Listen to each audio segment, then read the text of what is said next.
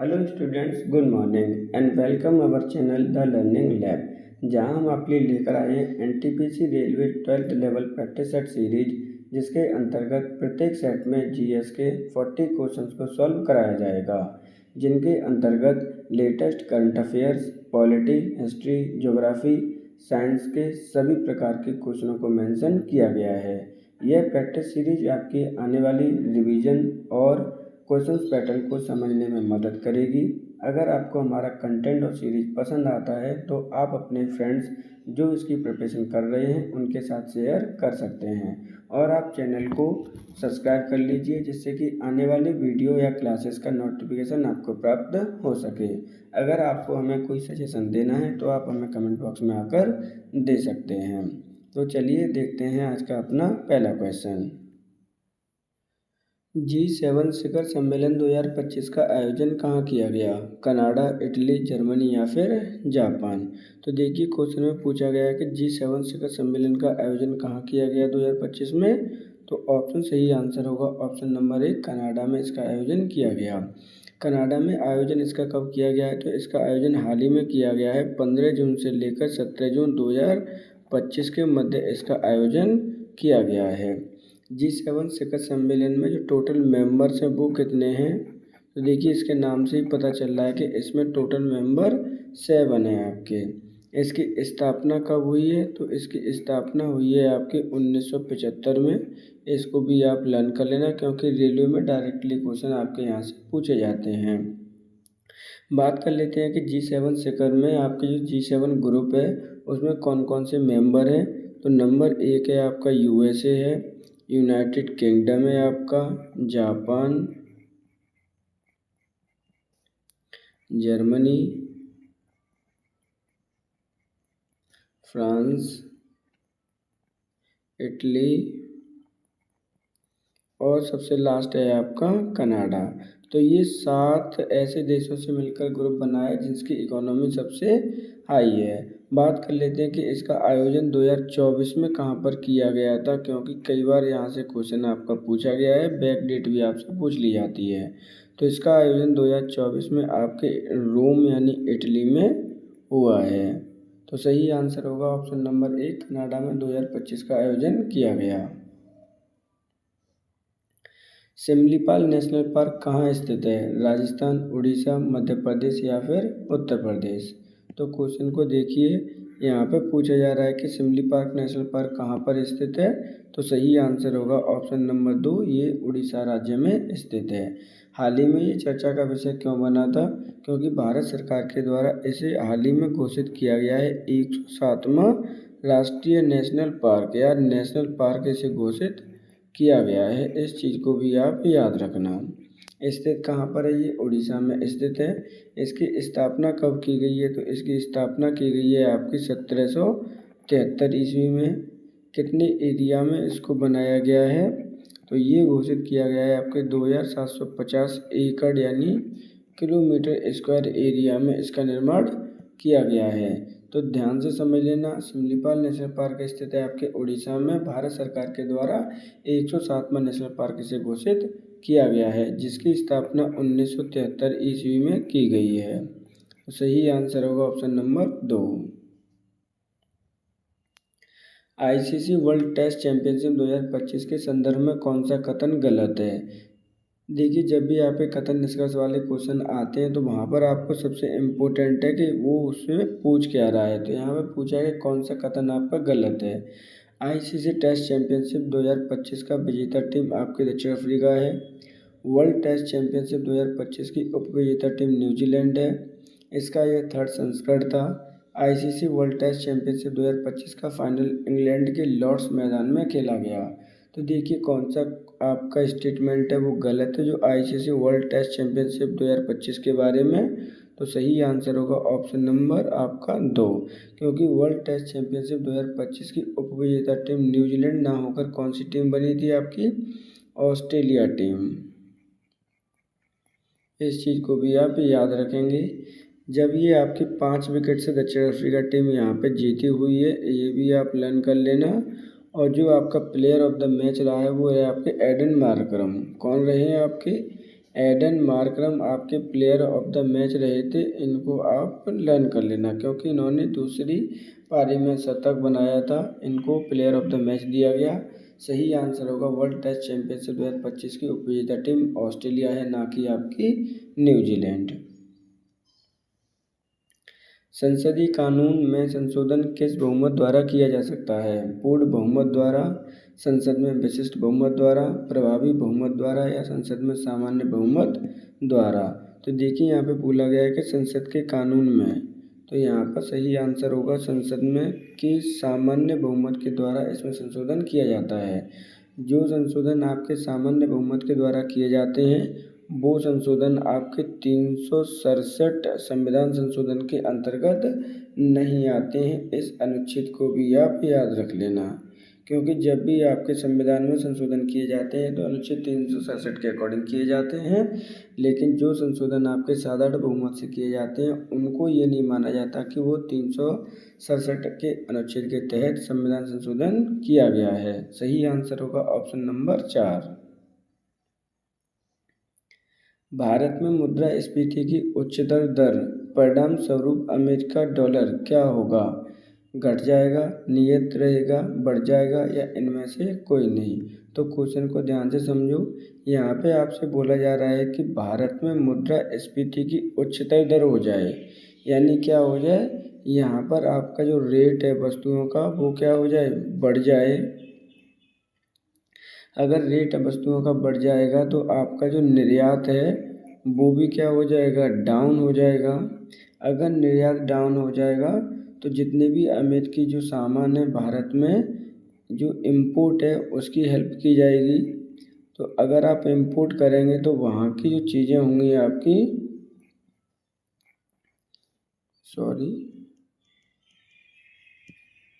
अगर आप वहाँ की वस्तुओं को भारत में इंपोर्ट करेंगे तो वहाँ की रेट क्या होगी? इंक्रीज हो जाएगी, अर्थात आपका अमेरिकी डॉलर क्या हो जाएगा? उसका कीमत बढ़ जाएगी। तो सही आंसर होगा ऑप्शन नंबर 3।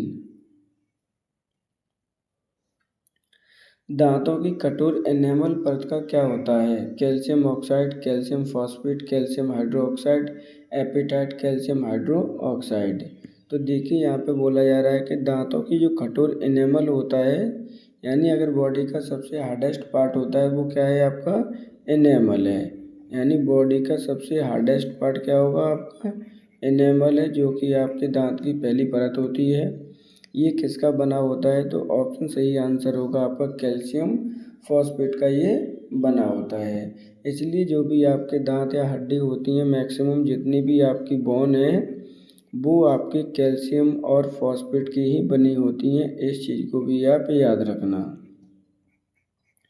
क्योंकि यहाँ से क्वेश्चन हर बार आपके पूछे जाते हैं। बायोलॉजी से क्वेश्चन आपका संबंधित है। सही आंसर होगा ऑप्शन नंबर 2।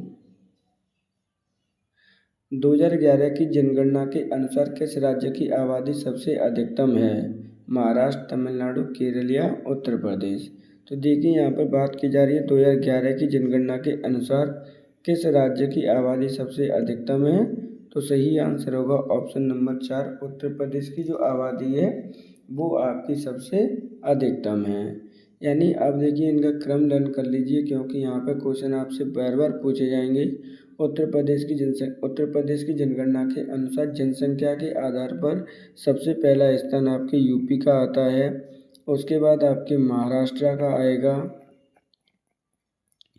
और उसके बाद आपके बिहार राज्य में सबसे अधिक जनसंख्या है आपकी अकॉर्डिंग टू जनगणना 2011 के अनुसार। अब बात कर लेते हैं कि उत्तर प्रदेश में जनसंख्या कितने % निवास करती है ऑल ओवर आपके भारत की। तो लगभग आपके 16.49% आपकी निवास करती है आपके मात्र उत्तर प्रदेश में। इस चीज़ को भी आप याद रख लेना। इसलिए आपका यहाँ पर सबसे अधिकतम जनसंख्या निवास करती है उत्तर प्रदेश में। अगर आपको फिगर आउट करेंगे कितनी जनसंख्या निवास करती है 2011 की जनगणना के अनुसार, तो यहाँ पे करती है आपके 19,98,00,000।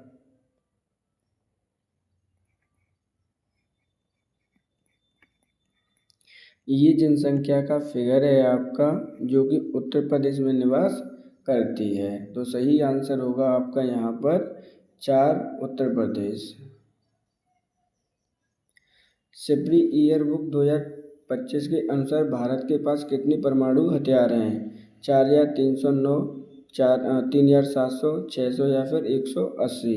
तो देखिए यहाँ पर सिपरी रिपोर्ट है जो आपकी एक रिपोर्ट लेकर आती है जो परमाणु हथियारों की संख्या के बारे में पूछा जा रहा है कि भारत के पास कितने हैं। तो सही आंसर होगा ऑप्शन नंबर 4, भारत के पास 180 हथियार हैं परमाणु।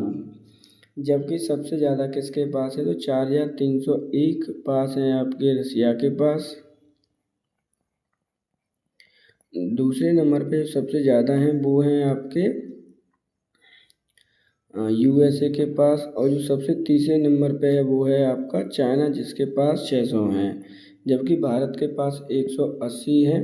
भारत का पड़ोसी देश यानी पाकिस्तान के पास कितने हैं? तो वहाँ पर 170 परमाणु हथियारों की संख्या है।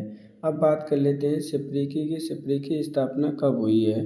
तो इसके जो स्टेबलाइजेशन है या फिर स्थापना है वो हुई है आपके 1966 में। आपका हेडक्वार्टर कहाँ पर है? तो वो है आपके स्टॉकहोम में। कहाँ पर है आपका? स्टॉकहोम में है। और स्टॉकहोम कहाँ पर है? तो वो आपका स्वीडन में है। इन चीज़ों को आप याद रख लेना क्योंकि यहाँ पे स्थापना और स्टॉकहोम ना पूछा जाए, लेकिन भारत के परमाणु हथियारों की संख्या आपसे पूछी जा सकती है। सबसे ज़्यादा किसके पास है? तो रसिया के पास, उसके बाद USA, उसके बाद आपका चाइना। पड़ोसी राज्य आपके पड़ोसी देश आपका पाकिस्तान जिसके पास 170 है। सही आंसर होगा option number 4। Energy transition index 2025 में भारत की कौन सी रैंक है? 71, 72, 73 या फिर 74। तो देखिए यहाँ पे क्या बोला गया है आपसे, एनर्जी ट्रांजिशन इंडेक्स 2025 क्या पूछा गया है? इसमें पूछा गया भारत की रैंक। तो सही आंसर होगा ऑप्शन नंबर 1, 71 रैंक है आपके भारत की इंडेक्स 2025 के अंतर्गत। अब 2024 के अंतर्गत भारत की रैंक क्या थी? क्योंकि कंपेयर कभी भी आपसे पूछा जा सकता है। तो इसमें भारत की रैंक 63 थी, अर्थात आपके एनर्जी ट्रांजैक्शन इंडेक्स 2025 में भारत की रैंक क्या हुई है? आपकी डाउन हुई है। ये किसके द्वारा जारी किया जाता है? तो जारीकर्ता आपका इम्पोर्टेंट होते हैं क्योंकि यहाँ से कई बार क्वेश्चन आपके पूछे जाते हैं। जारीकर्ता है आपका WEF, वर्ल्ड इकोनॉमिक फोरम के द्वारा इसे जारी किया जाता है। सर्वप्रथम यानी पहला नंबर किसका है इस बार? तो पहला नंबर है आपके स्वीडन का, जो फर्स्ट रैंक है आपकी। सेकंड रैंक आपकी फिनलैंड की है और थर्ड रैंक है आपकी डेनमार्क की। तो ये क्रम भी आप लर्न कर लेना क्योंकि कई बार यहाँ से भी क्वेश्चन आपके पूछे जाते रहे हैं आपसे क्रम वाइज। जारी करता है WEF। भारत की जो रैंक है 2025 में वो कौन सी है? 71 है। मैं बूंद स्वयं खुद सागर हूँ पुस्तक के लेखक कौन है? आशुतोष अग्निहोत्री, अमित शाह, नरेंद्र मोदी या फिर केशव महाराज। तो मैं बूंद स्वयं खुद एक सागर हूँ पुस्तक के लेखक कौन है क्वेश्चन पूछा गया है। सही आंसर होगा आशुतोष अग्निहोत्री के द्वारा इसे लिखा गया है।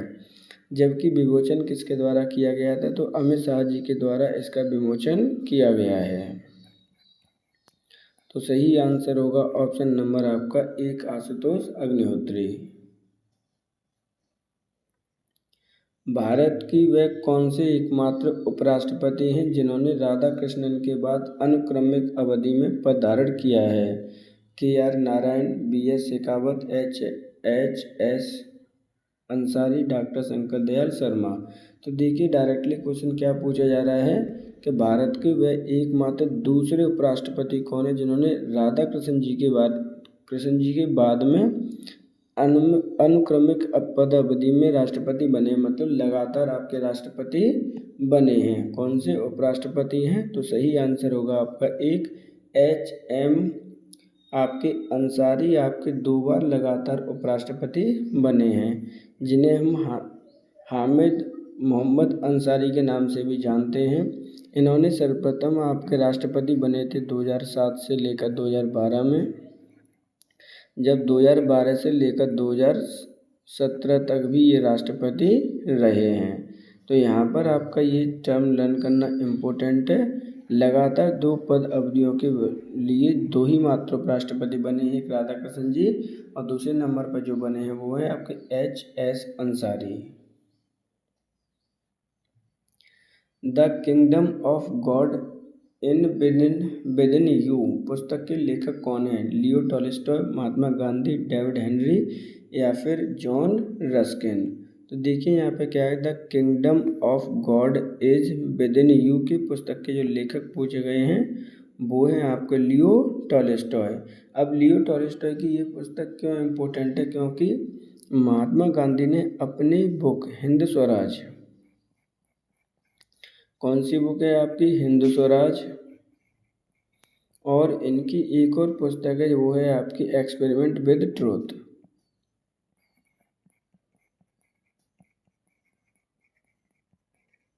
जब महात्मा गांधी अपनी पुस्तक से लिख रहे थे तो उन्होंने अपनी पुस्तक में वर्णन किया है the kingdom of small the God is with in you का, जो कि लियो टॉल्स्टॉय के द्वारा लिखी गई है। तो सही आंसर होगा ऑप्शन नंबर 1 लियो टॉल्स्टॉय।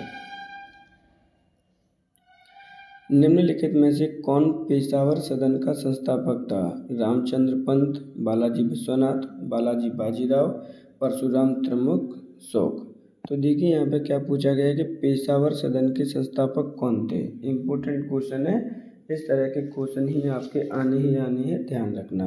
तो पेशावर सदन का जो स्थापना की थी वो की थी ऑप्शन नंबर 3 बालाजी बाजीराव ने। सॉरी, माफ़ करिए, ये क्वेश्चन सही नहीं है आपका। बालाजी विश्वनाथ के द्वारा इसकी स्थापना की गई है। बालाजी विश्वनाथ के द्वारा इसकी स्थापना कब की गई थी? तो इसकी स्थापना की गई थी 1714 ईस्वी में। इस डेट्स आपकी इम्पोर्टेंट है, ध्यान रखना। तो आपके पेशवा कहाँ से संबंधित हैं? तो आपके पेशवा आपके मराठा राज्य से संबंधित हैं। सही आंसर होगा ऑप्शन नंबर 2 बालाजी विश्वनाथ के द्वारा पेशावर सदन की स्थापना 1714 ईस्वी में की गई।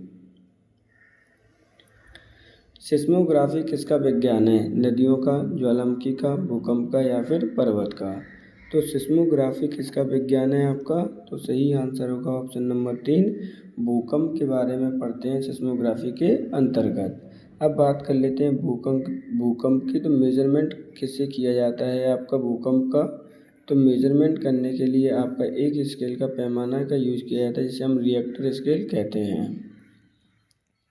तो इस रिएक्टर स्केल को भी आप मेजरमेंट कर लेना, इससे आपकी जो वेवलेंथ होती है, तरंगदैर्घ्य होती हैं, उसको मेजरमेंट किया जाता है, जिससे कि पता लग सके कि आपका जो भूकंप है उसकी स्ट्रेंथ क्या है। तो इस रिएक्टर स्केल को भी आप लर्न कर लेना। सही आंसर होगा ऑप्शन नंबर 3 भूकंप। सिनकोना का कौन सा भाग औषधि देता है? फलवृत्ति, छाल, ब्रूडपोष या फिर पत्तियां? तो सिनकोना एक पेड़ होता है जिसका कौन सा भाग औषधि देता है? तो सही आंसर होगा ऑप्शन नंबर आपका 2 छाल। छाल से आपका प्राप्त किया जाता है कनोन। क्या प्राप्त किया जाता है आपका? कुनैन आपका प्राप्त किया जाता है छाल से ही। जो कुनैन होती है उससे किसकी औषधि बनाई जाती है? तो उससे औषधि बनाई जाती है आपकी मलेरिया की। किसकी औषधि बनेगी? मलेरिया की औषधि बनाई जाती है कुनैन से। कुनैन प्राप्त होता है सिनकोना वृक्ष की छाल से। तो सही आंसर होगा ऑप्शन नंबर 2। चुंबकीय प्रवाह की ऐसा यूनिट क्या है? Weber, weber per metre, weber per metre square, weber metre square. तो देखिए यहाँ पर आपका चुंबकीय प्रवाह है, इसकी ऐसा यूनिट आपसे पूछी गई है। तो सही आंसर होगा ऑप्शन नंबर 1 ऐसा यूनिट इसकी क्या है आपकी? वेबर है। अब ये चुंबकीय प्रवाह क्या होता है वो समझ लीजिए। चुंबकीय प्रवाह जो एक पथ से प्रवाहित होने पर परिपथ को जोड़ता है उसे हम चुंबकीय प्रवाह कहते हैं। सही आंसर होगा ऑप्शन नंबर 1 वेबर इसकी ऐसा यूनिट है। The one cricket my life and more पुस्तक के लेखक कौन है? शिखर धवन, विराट कोहली, युवराज सिंह या फिर सचिन तेंदुलकर? तो देखिए the one cricket of my life हाल ही में पुस्तक विमोचित की गई है। जिसके राइटर हैं आपके शिखर धवन। सही आंसर होगा ऑप्शन नंबर 1। अब शिखर धवन कौन है? तो शिखर धवन आपके एक्स क्रिकेटर रह चुके हैं भारत के लिए। इन्हें हम मिस्टर आईसीसी के नाम से भी जानते हैं, इस टर्म को आप याद कर लेना। हाल ही में इन्होंने रिटायरमेंट ले लिया है, जिनकी पुस्तक the one cricket life and more के बारे में इन्होंने लिखा है। अब बात कर लेते हैं सचिन तेंदुलकर जी के बारे में। तो सचिन तेंदुलकर की एक पुस्तक आई थी, प्लेइंग एट माई वे। क्या पुस्तक का नाम है? प्लेइंग एट माई वे। इसको भी याद कर लेना, क्योंकि रेलवे में इस तरह के ही क्वेश्चन आपसे पूछे जाएंगे। ऑप्शन सही आंसर होगा 1, शिखर धवन के द्वारा the one cricket my life and more पुस्तक लिखी गई है। यूएन सस्टेनेबल डेवलपमेंट रिपोर्ट 2025 के अनुसार भारत की कौन सी रैंक है? 98, 99, 105 या 104? तो देखिए यहाँ पे क्वेश्चन का सही आंसर क्या होगा। क्वेश्चन में पूछा गया है कि यूएन सस्टेनेबल डेवलपमेंट रिपोर्ट 2025 के अनुसार भारत की कौन सी रैंक है? तो सही आंसर होगा ऑप्शन नंबर 2, भारत की जो रैंक है वो 99 है। अब भारत की जो 99 रैंक है वो टोटल कितने कंट्रीज़ में से आई है? तो वो टोटल कंट्रीज़ मेंशन किए गए हैं 2025 में 193। 2024 में भारत की रैंक क्या थी? तो 2024 में भारत की रैंक 104 थी। तो मतलब क्या है कि 2025 में भारत की रैंक में क्या हुआ है? सुधार हुआ है। अब बात कर लेते हैं कि आपके जारीकर्ता कौन होता है, क्योंकि हर बार इस तरह के क्वेश्चन स्टेटमेंट में पूछे जाते हैं। तो इसे जारी करता है आपका एसडीएन। क्या करता है आपका? जारी करता है एसडीएन के द्वारा इसे जारी किया जाता है। प्रथम स्थान किसने प्राप्त किया है 2025 में? तो प्रथम स्थान प्राप्त किया है नंबर 1 फिनलैंड ने। किसने प्राप्त किया है? आपका फिनलैंड है। दूसरा नंबर प्राप्त किया है स्वीडन ने, और तीसरा नंबर प्राप्त किया है आपके डेनमार्क ने। तो ये क्रम भी आपको लर्न करना है, क्योंकि स्टेटमेंट में जब भी क्वेश्चन आएंगे इसी तरह से आपसे पूछे जाते हैं। क्वेश्चन में पूछा गया था कि 2025 में भारत की रैंक क्या है? तो ऑप्शन नंबर 2 सही आंसर होगा 99। अंतरिक्ष में राकेश शर्मा के बाद जाने वाले दूसरे भारतीय कौन हैं? शुभांशु शुक्ला, नव्या केशव, भीष्म सिंह सैनी, मोहन सिंह आचार्य। तो देखिए यहाँ पे प्रथम अगर कोई आपसे पूछता है कि भारत में जाने वाला कौन सा व्यक्ति है, तो वो राकेश शर्मा है। राकेश शर्मा के बाद में दूसरे भारतीय कौन बने हैं? तो वो है सही आंसर आपका शुभांशु शुक्ला। शुभांशु शुक्ला भारत के दूसरे ऐसे व्यक्ति बने हैं जो अंतरिक्ष में गए हैं। अब शुभांशु शुक्ला कहाँ से बिलोंग करते हैं? तो ये आपके उत्तर प्रदेश की राजधानी लखनऊ से बिलोंग करते हैं। इस चीज़ को आप याद रखना। सही आंसर होगा ऑप्शन नंबर 1 शुभांशु शुक्ला। दांतों के क्षय को रोकने के लिए अधिकांश टूथपेस्ट में क्या होता है? ब्रोमाइड, फ्लोराइड, आयोडाइड या फिर क्लोराइड? तो देखिए यहाँ पे क्या बोला गया, दांतों के क्षय यानी जो आपका एक्सट्रैक्शन होता है दांतों का, उसको रोकने के लिए टूथपेस्टों में क्या मिलाया जाता है? तो सही आंसर होगा ऑप्शन नंबर 2 फ्लोराइड मिलाया जाता है, जिससे कि दांतों की जो क्षय करने की क्षमता है वो कम हो सके। इम्पोर्टेंट क्वेश्चन है, यहाँ से क्वेश्चन पहले भी आपके पूछे जाते हैं।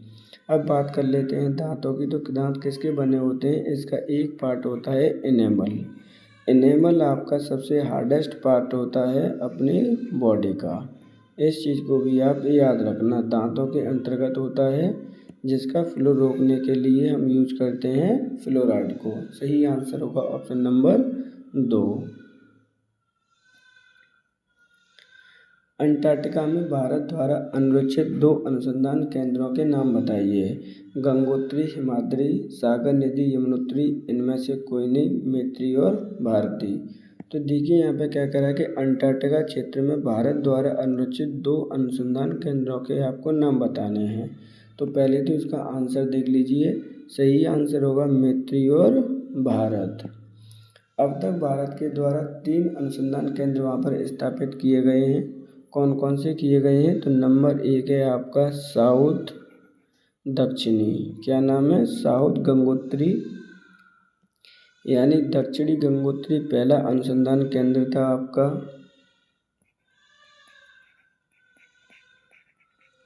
साउथ जो दक्षिणी गंगोत्री है, कब इसकी स्थापना की गई थी, तो 1983 में की गई थी। उसके बाद में दो और जो अनुसंधान केंद्रों की स्थापना की गई थी। सेकंड किया गया था आपका मैत्री, तो मैत्री की स्थापना कब की गई, तो उसकी की गई थी 1989 में। इसके बाद तीसरा था आपका भारती, उसकी कब स्थापना की गई थी, अपने भारत सरकार के द्वारा, तो इसकी स्थापना की गई थी 2012 में। तो देखिए ध्यान से कौन कौन से आपके दो अनुसंधान केंद्र हैं, तो सही आंसर होगा ऑप्शन नंबर 4 मैत्री और भारती। पेनिसिलिन की खोज किसने की थी, Alexander Fleming, Edward Jenner, Louis Pasteur या फिर फ्लेमिंग। तो देखिए यहाँ पर पेनिसिलिन की खोज किसने की थी, ये क्वेश्चन पूछा गया है, कई बार पूछा जाता है, ये क्वेश्चन इम्पोर्टेंट है। सही आंसर होगा ऑप्शन नंबर 1, अलेक्जेंडर फ्लेमिंग के द्वारा पेनिसिलिन की खोज की गई थी। अब पेनिसिलिन की खोज कब की गई थी इनके द्वारा, तो इनके द्वारा इनकी खोज की गई थी 1928 में। बात कर लेते हैं कि पेनिसिलिन होता क्या है, तो ये एंटीबायोटिक है, क्या है आपका, एक एंटीबायोटिक है ये आपका। खोज की गई है अलेक्जेंडर फ्लेमिंग के द्वारा 1928 में, ये चीज़ आप याद रखेंगे। इनकी खोज करने के लिए, इसी के लिए इन्हें आपका 1945 में नोबेल प्राइज़ भी इन्हें प्रदान किया गया था। तो सही आंसर होगा option number 1 Alexander Fleming. Zn+2 HCl give 2, यहाँ पर आपका गिव का साइन है। H2+ZnCl2 किस प्रकार की प्रतिक्रिया का एक उदाहरण है, डबल विस्थापन की प्रक्रिया, संयोजन की प्रक्रिया, एकल विस्थापन की प्रक्रिया, अपघटन की प्रक्रिया। तो देखिए यहाँ पे Zn+2Cl गिव 2 H2+ZnCl2 किस प्रकार का एक उदाहरण है, तो सही आंसर होगा ऑप्शन नंबर एकल विस्थापन प्रतिक्रिया का उदाहरण है। अब ऐसा क्यों, देखिए जो Zn है वो Cl से ज़्यादा पावरफुल है, इसलिए Zn ने क्या कर दिया, इसको रिप्लेस कर दिया H2 को, तो यहाँ पे ZnCl2 बन गया। इसे कहते हैं एकल विस्थापन प्रतिक्रिया। जबकि यहाँ पे अगर दोनों की प्रतिक्रिया हो जाती, दोनों का रिप्लेसमेंट हो जाता, तो वहाँ पर डबल विस्थापन की प्रक्रिया। अब संयोजन की प्रक्रिया क्या होती है, तो जैसे मान के चलिए कि आपका H2+Cl2 है, तो क्या बन जाता है आपका 2HCl बन जाता। तो ये आपके कॉम्बिनेशन से बन रही है, उसे कहेंगे आपका संयोजन की प्रतिक्रिया यानी प्रक्रिया। तो सही आंसर होगा यहाँ पर आपका सिंगल डिस्प्लेसमेंट रिएक्शन है, आपकी एकल विस्थापन प्रतिक्रिया है, जहाँ पर Zn H को क्या कर रहा है, रिप्लेस कर रहा है। सही आंसर होगा ऑप्शन नंबर 3। भारतीय संविधान के तहत सरकार द्वारा कानून के निर्धारण के लिए दिशा निर्देश हैं, मौलिक अधिकार, मौलिक कर्तव्य, राज्य नीति निर्देशक सिद्धांत या उपरोक्त में से सभी। तो देखिए भारतीय संविधान की जब भी आपकी सरकार होती है, कानून का निर्धारण करती है, तो उन्हें एक दिशा निर्देश देते हैं। कौन देते हैं, तो सही आंसर होगा ऑप्शन नंबर आपका 3 राज्य नीति निर्देशक सिद्धांत। जिनका वर्णन कहाँ पे किया गया है, तो इनका वर्णन किया गया है भारतीय संविधान के भाग नंबर 4 में। जहाँ पर अगर मैं अनुच्छेद की बात करूँ, कितने अनुच्छेद इसके अंतर्गत प्रदान किए गए हैं, तो अनुच्छेद नंबर आपका 36 से लेकर 51 तक आपके ये अनुच्छेद दिए गए हैं। अब ये जो राज्य नीति निर्देशक सिद्धांत हैं, वो कानून अविवादित रूप से रखे गए हैं, कानून कोई दे नहीं सकता, लेकिन एक ये गाइडेंस के तौर पर काम करते हैं किसी भी भारत सरकार के लिए या फिर किसी भी राज्य सरकार के लिए, जब भी कोई भी कानून का निर्माण करती है उसमें। सही आंसर होगा ऑप्शन नंबर 3 राज्य नीति निर्देशक सिद्धांत। प्रधानमंत्री युवा योजना का उद्देश्य क्या है, युवाओं में उद्यमिता को बढ़ावा देना, युवाओं को वैज्ञानिक अनुसंधान कार्य में लगाना, युवाओं को सरकारी परीक्षाओं को प्रोत्साहित करना या उपरोक्त में से कोई नहीं। तो देखिए यहाँ पे क्या बोला गया है, प्रधानमंत्री युवा योजना का उद्देश्य क्या है, तो सही आंसर होगा युवाओं को उद्यमिताशीलता बढ़ाना यानी एंटरप्रेन्योरशिप बढ़ाना इनका उद्देश्य है।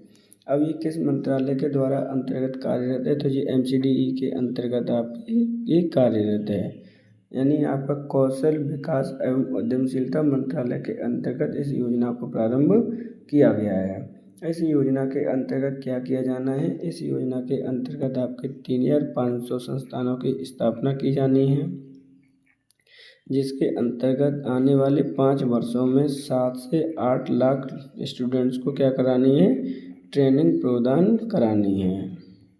तो सही आंसर होगा ऑप्शन नंबर 1, युवाओं में उद्यमशीलता को बढ़ावा देना। विश्व शांति सूचकांक 2025 में भारत की क्या रैंक है, 115, 120, 116 या 118। तो देखिए यहाँ पे क्वेश्चन पूछा गया है विश्व शांति सूचकांक का, तो सही आंसर होगा ऑप्शन नंबर 1, 115 रैंक है आपकी भारत की विश्व शांति सूचकांक 2025 में। अब भारत की 2025 में अगर 115 रैंक है तो 2024 में कितनी रैंक रही होगी, तो 2024 में भारत की रैंक थी 116, अर्थात भारत की एक रैंक की क्या हुई है, बढ़ोतरी हुई है। ये जारी किसके द्वारा किया जाता है, क्योंकि इम्पोर्टेंट है आपका, जारी करता हमेशा स्टेटमेंट में क्वेश्चन आपके पूछे जाते हैं। तो ये आपका institute of economic and peace के द्वारा इसे जारी किया गया है। इसके अंतर्गत दुनिया का सबसे शांतिप्रिय क्षेत्र कौन सा है, तो वो है आपका आइसलैंड। दूसरा इसके बाद जो आता है वो है आयरलैंड, और तीसरा है आपका न्यूजीलैंड।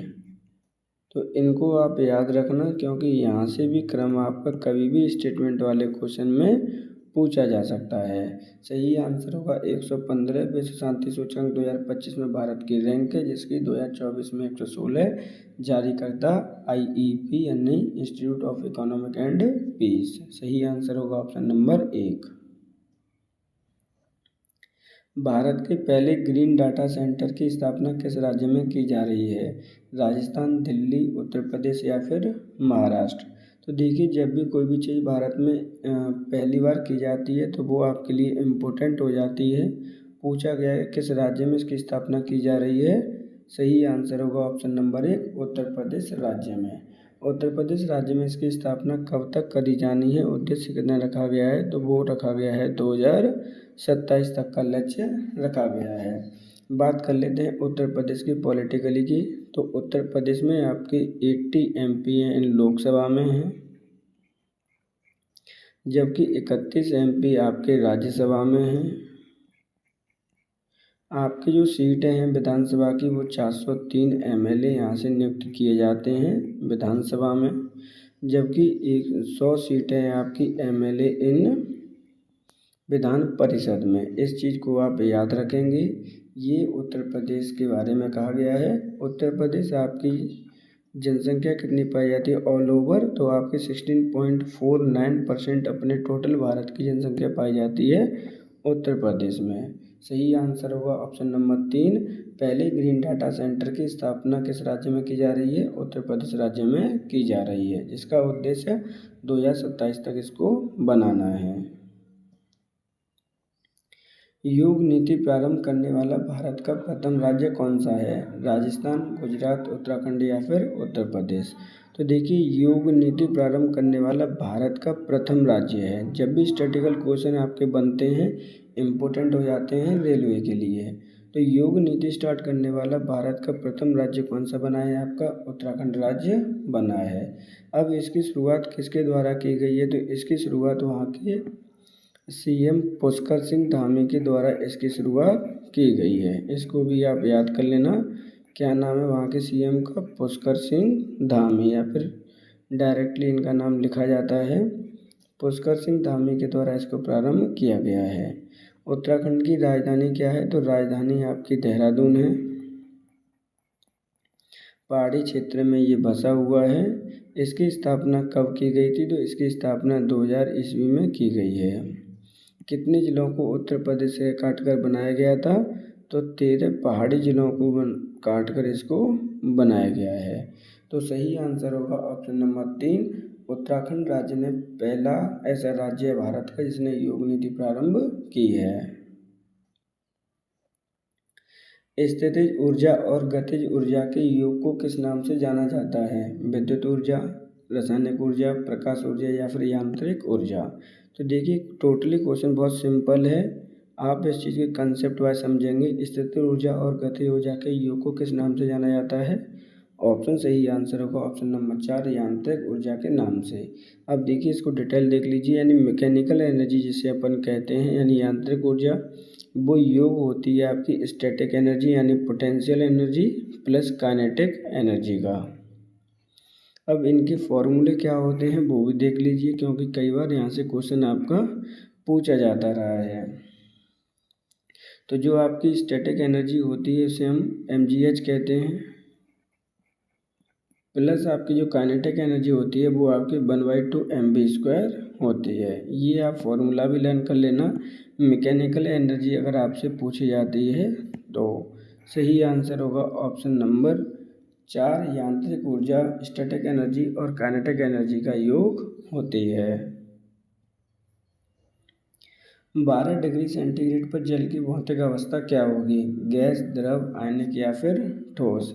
तो देखिए यहाँ पे 12 डिग्री सेंटीग्रेड पर पूछ रहा है कि जल की भौतिक अवस्था क्या होगी, तो सही आंसर होगा ऑप्शन नंबर 4 जल की ठोस अवस्था होगी।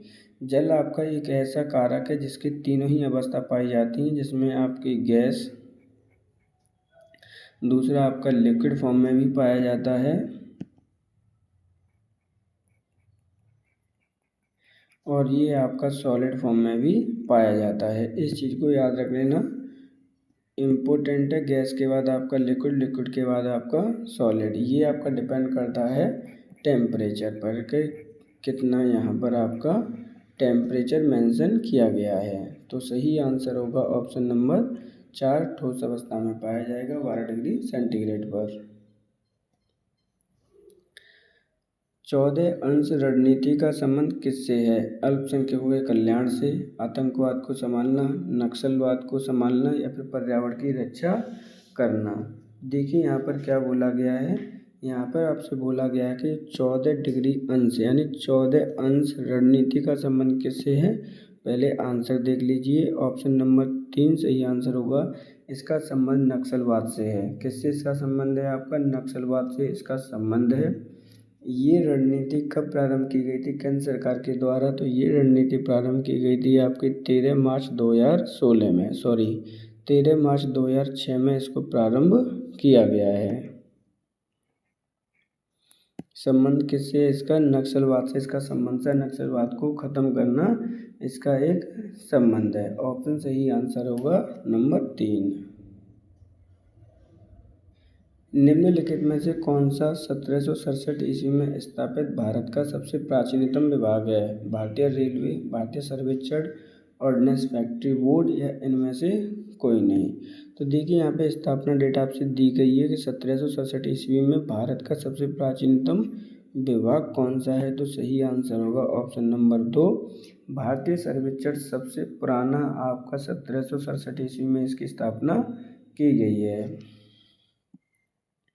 इसका अब हेड क्वार्टर कहाँ पर है वो भी लर्न कर लीजिए। तो हेड क्वार्टर है आपका देहरादून में। कहाँ पर है आपका?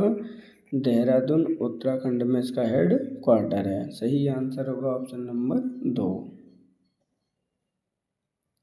निम्नलिखित में से कौन सा आर्थिक क्षेत्र युग्म गलत है? जब भी इस तरह के युग्म वाले क्वेश्चन आएंगे तो पहले स्टेटमेंट आपको देखना है कि उसमें क्या बोला जा रहा है।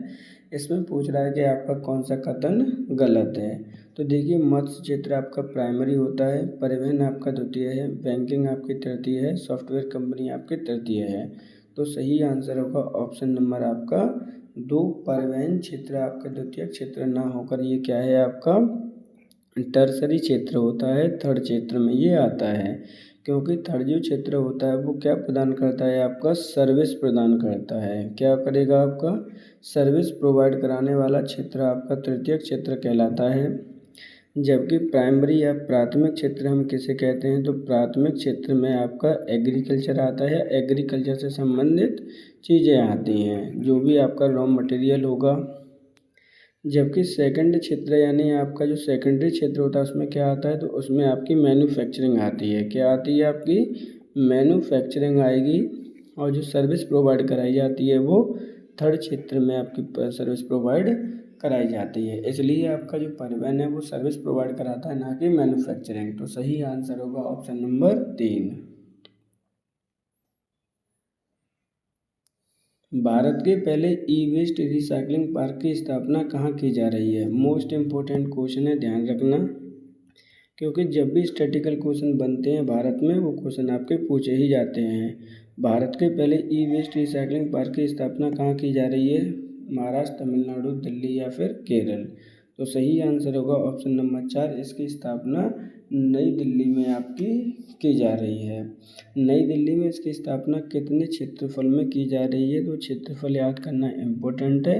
11.4 एकड़ में इसकी स्थापना की जा रही है।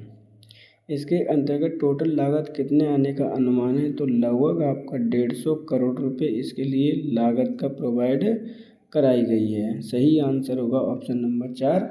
नई दिल्ली में भारत का पहला ई वेस्ट रिसाइकलिंग पार्क की स्थापना की जा रही है। खान क्वेस्ट सैन्य अभ्यास किन 2 देशों के मध्य किया जाता है? भारत चीन, भारत मंगोलिया, भारत इंडोनेशिया, भारत श्रीलंका?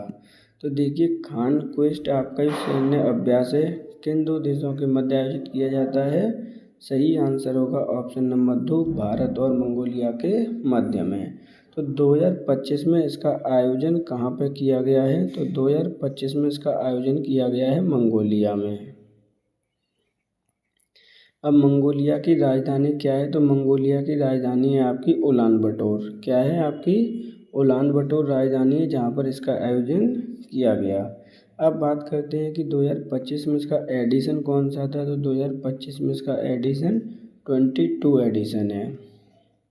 जबकि 2024 में इसका आयोजन कहाँ पे किया गया था? तो 2024 में इसका आयोजन भारत देश यानी इंडिया में किया गया था। सही आंसर होगा ऑप्शन नंबर 2।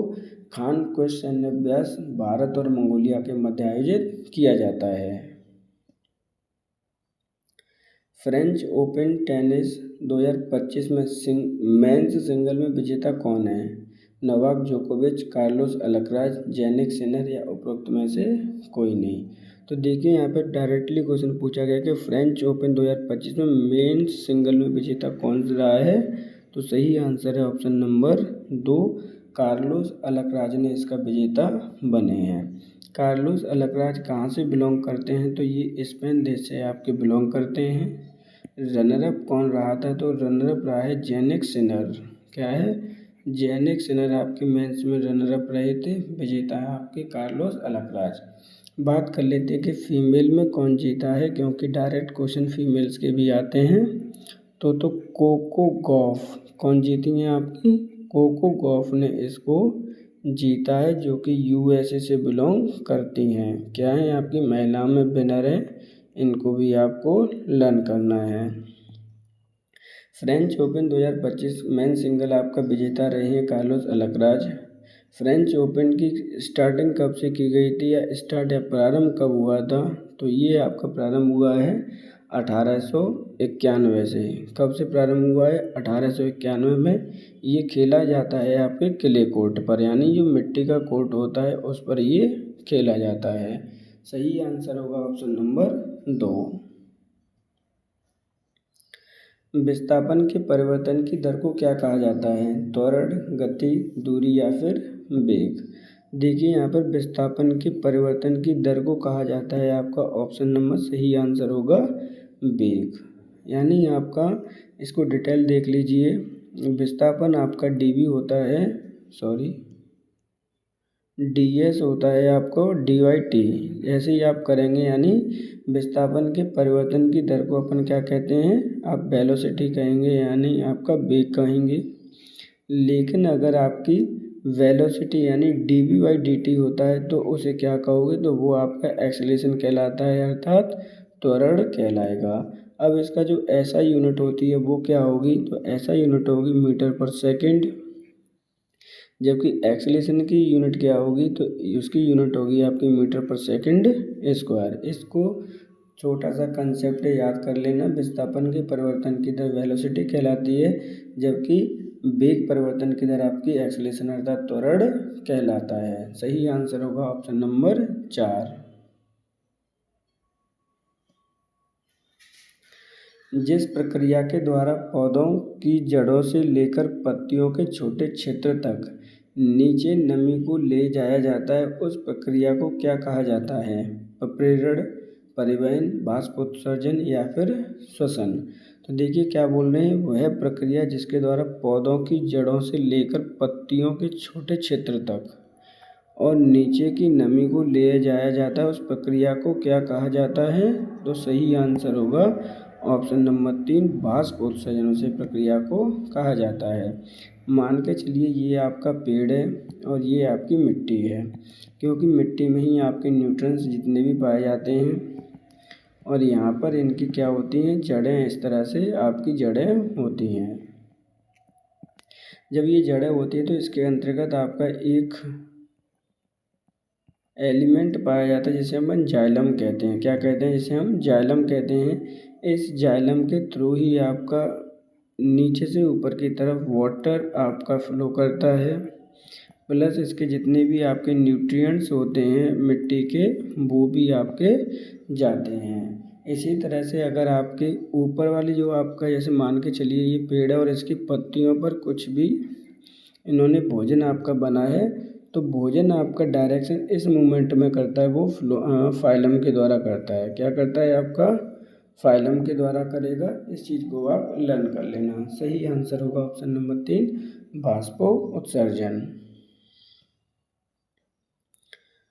स्वच्छ कार्य के लिए सुनिश्चितता अंग, विन्यास, निर्वहन और शरीर का संतुलन बनाए रखने के लिए कौन उत्तरदायी है? मध्य मस्तिष्क, अनुमस्तिष्क, प्रमस्तिष्क या फिर मेरु रज्जु। तो देखिए यहाँ पे क्या कह रहे हैं कि स्वच्छ कार्य करने के लिए अंग विन्यास, निर्वहन और शरीर को संतुलन बनाए रखने के लिए कौन उत्तरदायी है? तो सही आंसर होगा ऑप्शन नंबर आपका 2, अनुमस्तिष्क।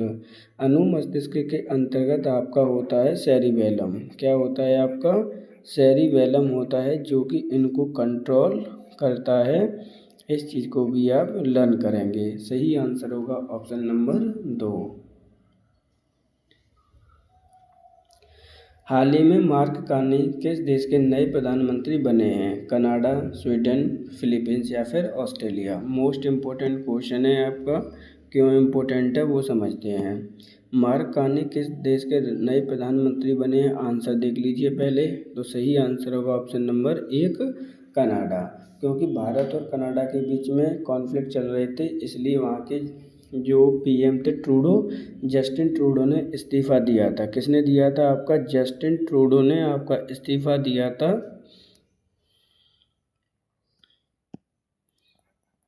जब वहाँ पे इलेक्शन हुए ट्रूडो के बाद में, तो नए प्रधानमंत्री बने मार्क कार्नी। सेम आपकी पार्टी से बने हैं। कनाडा की जो राजधानी है वो क्या है आपकी? ओटावा है।